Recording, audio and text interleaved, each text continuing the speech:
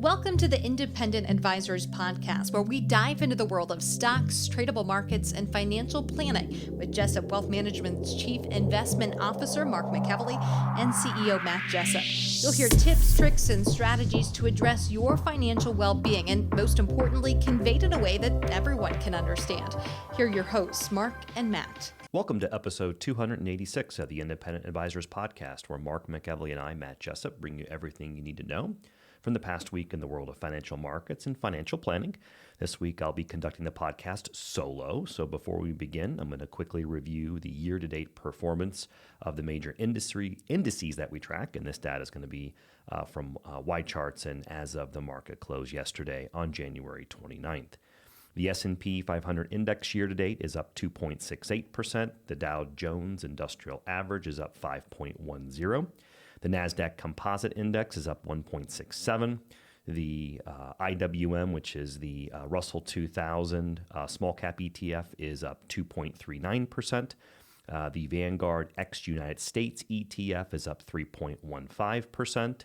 And then converting over to the bond markets, the yield on the 3-month Treasury is at 4.29%, the 2-year at 4.2%, and the 10-year Treasury yield is around 4.5%.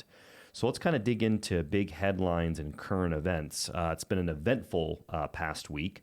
I'm going to start and I'm going to talk about the debut of a new AI model from China called DeepSeek. And I'm sure you probably have heard about this in the news headlines yourself, independent of this podcast.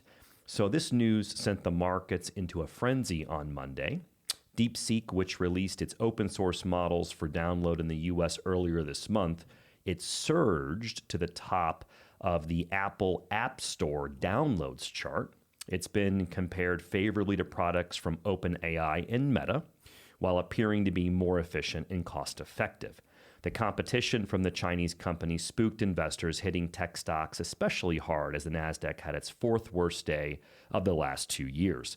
Semiconductor designer and AI darling NVIDIA plunged, and I'm using the word appropriately, 17% during market trading this past Monday, and that's equating to a loss in market capitalization of $589 billion with a B. That is by far the single greatest one-day value wipeout of any company in history. Meanwhile, President Trump praised DeepSeek, calling it a positive development and a wake-up call for U.S. industries.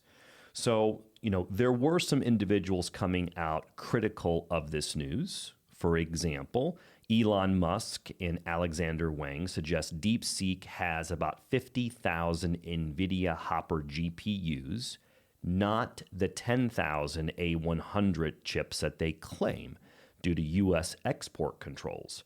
Musk, with experience from xAI, agrees with Wang's assessment. Another critical data point was from Reuters on January 29th, and this was released at 9:55 a.m. Quote, DeepSeek's chatbot achieves 17% accuracy, trails Western rivals in NewsGuard audit. The chatbot repeated false claims 30% of the time and gave vague or non-useful answers 53% of the time in response to news-related prompts, resulting in an 83% failure rate, end quote from Reuters. So listeners and viewers, this is kind of my editorial opinion regarding the topic. There's going to continue to be dramatic evolution in the AI space, not only in the next couple of years, but over the next decade. You're going to continue, I think, to see headlines that XYZ company has developed a more efficient model to track this. And kind of where I stand on this is the path of least resistance is they're going to need manpower. And the manpower in this example is the hardware as it stands today. They're going to need these graphic processing units. Even if the AI model becomes more efficient, which you would continue to expect that to occur, it just begs the question for the market, do you think the AI spending boom will stop anytime soon? And I don't, but in my opinion, there'll be peaks and valleys like any other spending cycles. It's not going to be quarter after quarter, though it could. But, this type of news I don't think is going to, quote unquote, in my opinion, completely derail the market. And you've kind of seen cooler heads prevail after that sell-off Monday. And you definitely, in my opinion, saw a lot of the stocks that got hit on Monday catch a bid. Second thought to this is when you see these dramatic headlines, and I'll quote back again, that AI darling NVIDIA was down 17%, losing $589 billion in market capitalization, by far the single greatest one-day value wipeout, ... As these large mega cap stocks continue to have huge market capitalizations, yes, they're going to have normal movements in sell-offs and gains that are double digit.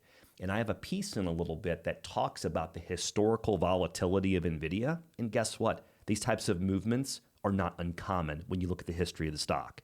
However, now that the market capitalization is as big as it is, you're now seeing the dollar equating to it a lot more dramatic. So I just want to throw that out there. On a different note, I found this news headline really interesting. Incoming Health and Human Services Secretary nominee, Robert F. Kennedy Jr., you might have seen some of the headlines yesterday as he was being grilled by the Senate in his nomination committee. He said he's planning to move cannabis off Schedule 1 and the government will start collecting taxes on it. He forecasted it will generate $8.5 billion in revenue and said he wants to dedicate that revenue to wellness farms, drug rehabilitation farms, and rural areas all over the country. This makes me think about the business dynamics of where, say, some of that money is currently spent and how that could affect some various different businesses. I think you can, draw your conclusions on your own when I say that. So next, we will transition to tweets, articles, and research from this week. I'm going to start again about the sell-off that we had on Monday. And the first piece I'm going to be talking about is from Bloomberg, and the source date on this is January 28th at 7:16 a.m. And the title of this piece for me is The Underlying Stock Market Health. And for those, my traditional podcast listeners, I'm using the air quotes, health. The stock market health better than the headlines would lead you to believe. So this is from Bloomberg. Monday's rout has enhanced market breadth. Consumer staple stocks had a great day and have now outperformed technology since the election. Jenna will put up this chart for our YouTube viewers. It'll be in our show notes for our traditional podcast listeners. And this piece from Bloomberg goes on to say that Truist, it's a bank and they have a research arm. Truist Lerner, who's the individual there, observes that money is rotating within the market. Although AI-related stocks fell sharply, the S&P 500 Equal Weight Index, a proxy for the average stock, was down less than 0.5%. With 4 sectors trading higher at the time of the writing. If there is a silver lining, the rotation underway could lead to somewhat of a more balanced near-term market. So if my business partner and best friend Mark McEvely were here with me in the podcast, I know that he would immediately speak up and talk about how market sector rotation tends to be the lifeblood of an uptrend or a bull market. Opinion, and I agree with that opinion. What you need is sectors to rotate back into favor and have leadership. And if you think of it as kind of stair-stepping the market higher, that's not a bad thing in my opinion. So I will bring this topic up when Mark is back on the podcast, but wanted to share that with listeners that not all is bad, that you really had some sectors do well on Monday despite the headlines you might have seen in the indices. My next piece, dip buying in the data during Monday's sell-off. This was a post that I saw by a Bloomberg TV news anchor, Katie Greifeld, on January 28th. Jenna will put up the X post on our YouTube video. This will be in our show notes. Katie mentioned, and I quote, there was a ton of dip buying during yesterday's sell-off. And yesterday's sell-off, again, listeners, she's referring to Monday. And it said SPY, which is a popular exchange-traded fund that would track the S&P 500 index, that was had inflows of $6.1 billion on Monday. The QQQ, that is a popular ETF that tracks the NASDAQ 100 index, had inflows of 4.3 billion. That's the biggest one-day inflow, Katie said, since 2021. And the SOXL, that is a ETF that replicates 3 times the movement of the semiconductors index. Definitely not advocating that, but just showing you the money was flowing in at a rate of 1.3 billion on Monday. And again, I want to say this is not recommendations for or against any of these ETFs, but rather illustrative that there was, at least in the data, some pretty big dip buying on Monday. And I think it goes to show you that there is just, in my opinion, some dry powder on deck and people are looking to get in when there's kind of these really quick reactions in the market. And that is not a negative. As I would classically say, and Jenna will love this, that's not bearish. So the next thing I have is up for a history lessons about drawdowns. So at the top of the podcast, I was talking about NVIDIA as my example. And if we go back to Monday, as I mentioned, the stock was down 17% in a single day. So this next piece is a post by Mike Zaccardi on January 27th, and he posted this at 3:33 p.m. on X. Jenna will put up this chart for our YouTube viewers. What this chart illustrates is all of the drawdowns in this specific stock, NVIDIA, going back 2+ decades. And you're going to gather very quickly that volatility in these single types of names can be dramatic at times. So here's my prepared note for my listeners and viewers. A lot of investors do not have the ability to hold through drawdowns like this that's illustrated on this chart. You'll see, for example, in 2022, the drawdown in this name was over 60% of a sell-off. Investors tend to chase the upside and sell into these corrections. It is a long-term investor that tends to benefit. So that is my main point that I will throw out there. And ultimately, we just got to recognize that on these single securities, everyone talks about maybe how much money they made in XYZ security or what the trailing performance has been per year on XYZ security for the last 5 or 10 years. But what's not highlighted are those periods of volatility where you have a drawdown of 20, 30, 40, 50, 60%. And you really don't have people at the water cooler talking about how they had diamond hands holding the security through that. Words of wisdom that, those types of sell-offs in a single security are not uncommon. And it's another reminder as to why you got to look at single security concentration within anyone's portfolio. So now I'm going to change gears away from some kind of real-time market news and just do a couple bits of education. So the next thing that caught my eye is an interesting data point about Chinese car exports and how it's beginning to hurt the economies of Japan, Mexico, Germany, South Korea, and the U.S. So this was a post that I saw on X by Michael Arunet, and I hope, Michael, that I properly pronounced your last name. It was a post that I saw very recently. In this illustration, Jenna will put up for our YouTube viewers. This will be in our show notes. And what it's illustrative is the number of cars exported, and the chart goes back roughly about a decade. And what you're going to see is since 2020, this dramatic rise in Chinese car exports. And the post by Michael says, quote, 13 million jobs in Europe are now in the automotive sector. European car makers not only lost their market share in China, Chinese car exports to other markets go through the roof. You can clearly see that illustrated in this chart. Europeans simply cannot afford losing U.S. market due to tariffs as well. Better be nice to Trump, end quote. Well, what you're going to see again very dramatically by this chart is the Chinese have innovated.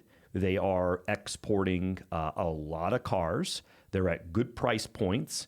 I've even heard some news headlines that the CEO of Ford was driving either 1 or 2 different Chinese-made cars for like upwards of a 6-month period. And he was coming out saying, listen, this is a really good product. We really need to step up our game. I just throw this out there because the European economy is very heavily invested in this type of industry. And it's definitely something I would keep my eyes open on. Next, I'm going to switch gears. I'm going to talk about the dollar. Over the past couple of months, Mark and I have talked about the US dollar a couple of times. It's been a headline, obviously, because of the new administration.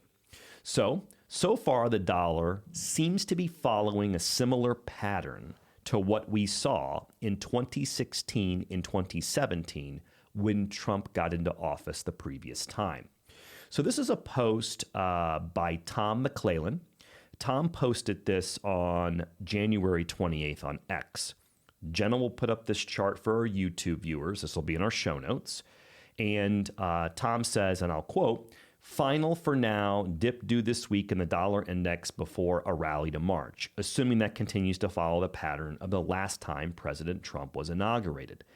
So the reason I'm bringing this up is, do I think it's going to exactly follow what happened in 2016 to 27 to a T? Probably not. But you are seeing somewhat of a similar pattern so far. And I just want to throw it out there that if history does repeat itself, you'll probably see some weakness in the dollar index as we go into the spring based upon history serving as just a general guideline. Now, the reason this is also important is that when the American dollar is really strong, it makes our exports more artificially expensive when we go to those other markets. So in flip, when our dollar is very strong, it makes us be able to afford our imports that we bring in. They tend to be a little cheaper because the dollar's strength. So I just want to kind of throw that out there. I find it quite interesting that so far it's been following the historical pattern of the last Trump administration pretty close, and I'll be curious to see if it continues to do so. All right, switching gears again. My next piece is in regards to just overall, let's just call it conditions in the market and in the economy. So what caught my eye is a piece of research from Goldman Sachs that is about the, quote, "the current combination of macro conditions," and it goes on to say, "has historically been supportive for risk assets." And when you think of risk assets, I want you to think of things like stocks or equities. So this was a post by a friend of the podcast, Mike Zaccardi. He's a CFA and CMT. He posted this on January 29th at 5:56 a.m. And this chart by Goldman is illustrative, showing a 0 point of when the Fed first starts cutting rates. And as a reminder for my newer listeners and viewers, the first interest rate cut of the current cycle was in last September of 2024. And what you're going to follow is in the orange on this chart is where the market, in essence, is at this time, global equities. And what you're going to see is if we don't have a recession, then obviously you can see illustrative here going back in time, the performance of risk assets tend to be good. And I want to throw this out there because obviously one of the things that can derail the stock market is heading into a recession. And what I'm seeing right now based upon the data, anything can happen, of course, is that in the immediate future, the next 1, 2, 3 quarters, I'm not seeing the threat of a recession imminent based upon the data that I'm seeing. Obviously, there's a lot of changes by the current administration. Anything's possible. We need to keep our ears and eyes open for that. But this is definitely not a bearish piece of research. I want to throw it out that way. Next, and this is going to be kind of my final piece, I'm always looking out for news that is not being talked about in either the mainstream news media or on Wall Street. And if Mark were here, we'd have a roundtable about this because we've talked about it quite often in the podcast over the many years we've been doing this. And here's the point. It's the news or the themes that the market is not pricing in and or talking about that can derail it. If it is a known, let's just say, concern or issue for Wall Street, historically it tends to do a pretty good job trying to price in that risk. It's when you have news headlines hit the market that were not priced in or the risk wasn't being talked about that tend to kind of have those shock moments in the market where you kind of get these kind of quick and abrupt sell-offs. That's my words of wisdom. That's my years of experience speaking. Well, this is a post I saw by Tracy Shakard, and Tracy posted this on January 28th on X. Jenna will share this this post for our YouTube viewers. This will be in our show notes. And what Tracy mentioned here is a post that talks about the continent of Africa being in the midst of a wave of violence. And what Tracy put on this is, and I quote, "This is definitely something to keep an eye on." And what you're going to see very illustrative here by this post is there is a lot of conflict going on in the continent of Africa. And we got to be cognizant of a lot of the raw commodities and materials that are exported from this country. And I know that you've had a lot of the, I would call, previously imperial nations who have really cut back on a lot of expenditures. I know there's a lot of spending, in continents like Africa. And you've really kind of seen underneath, I think, the news headlines, this kind of rise or wave of violence across the continent. And I'm not saying this to immediately raise alarm bells from an investment standpoint and how it could affect the global markets. But I also want to throw it out there that this is not really something that is a mainstream news media talking point that I'm really seeing in the markets that's even remotely priced in as a risk. And these are the types of things that I think as wealth advisors that we monitor and we keep an eye on. Could this turn into something that starts to affect markets? Possibly, of course. Could this not be a factor in the markets anytime soon? Of course. But I think it's important to highlight things that are potential concerns in the market. And I'm sad to say that this is one of those topics. It's sad to see this from afar. I know that there are probably populations that are being adversely affected, and it's sad to see. And so I'm looking at this, of course, from the investment lens. That's my professional job to do so. And it definitely is a topic that is not being talked about in the mainstream news media, in my opinion, at least in the financial markets.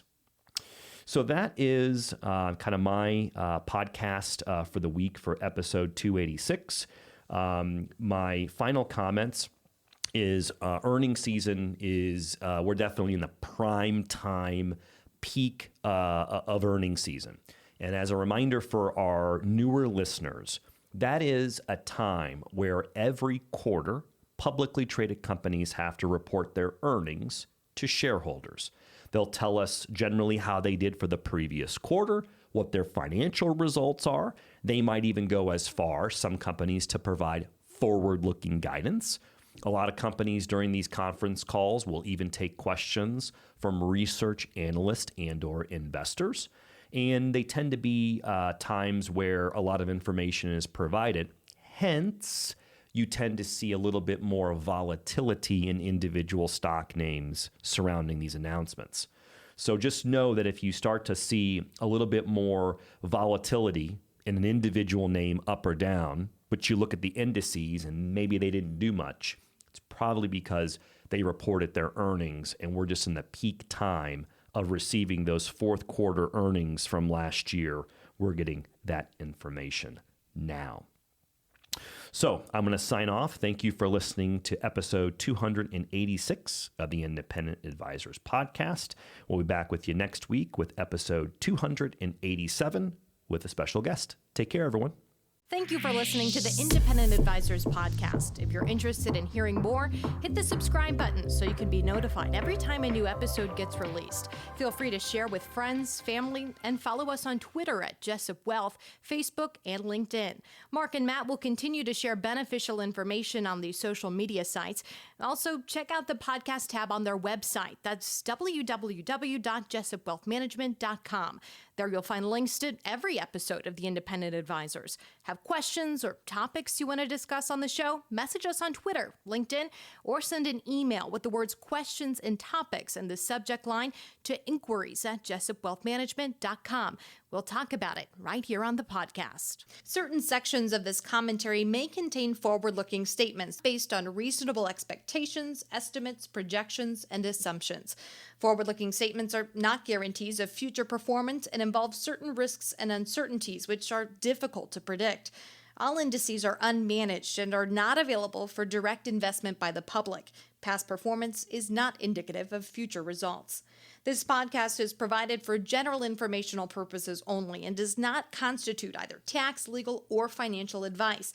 Although we do go to great lengths to make sure our information is accurate and useful, we recommend you consult a tax preparer, professional tax advisor, financial advisor, or lawyer regarding your specific circumstances. Investing involves risk, including the loss of principal. No strategy can guarantee any objective or goal will be achieved.